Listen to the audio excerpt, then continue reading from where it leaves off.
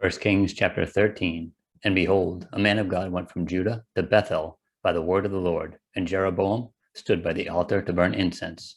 Then he cried out against the altar by the word of the Lord, and said, O altar, altar, thus says the Lord, behold, a child, Josiah by name, shall be born to the house of David, and on you he shall sacrifice the priests of the high places, who burn incense on you, and men's bones shall be burned on you. And he gave a sign the same day, saying, This is the sign which the Lord has spoken. Surely the altar shall split apart, and the ashes on it shall be poured out.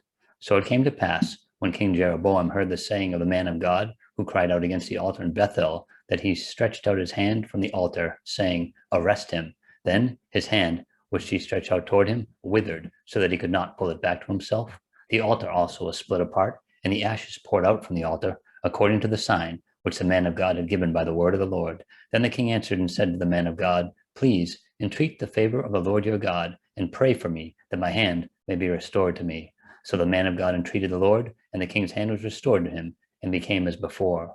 Then the king said to the man of God, Come home with me, and refresh yourself, and I will give you a reward.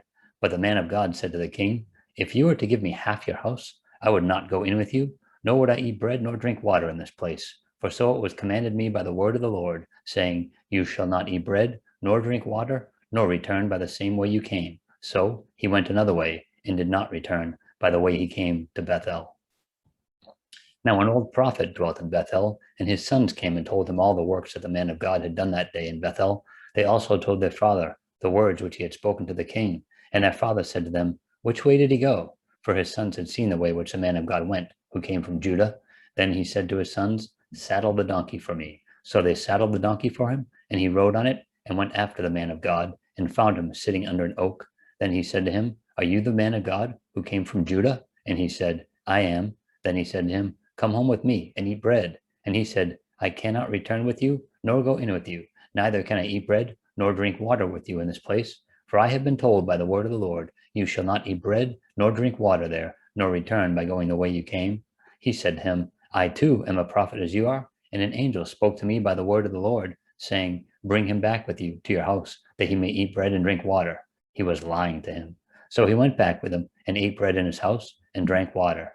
Now it happened, as they sat at the table, that the word of the Lord came to the prophet who had brought him back, and he cried out to the man of God, who came from Judah, saying, Thus says the Lord, because you have disobeyed the word of the Lord, and have not kept the commandment which the Lord your God commanded you, but you came back, ate bread, and drank water in the place of which the Lord said to you, Eat no bread, and drink no water, your corpse shall not come to the tomb of your fathers. So it was, after he had eaten bread, and after he had drunk, that he saddled the donkey for him, the prophet, whom he had brought back. When he was gone, a lion met him on the road and killed him, and his corpse was thrown on the road, and the donkey stood by it. The lion also stood by the corpse, and there men passed by and saw the corpse thrown on the road, and the lion standing by the corpse. Then they went and told it in the city where the old prophet dwelt.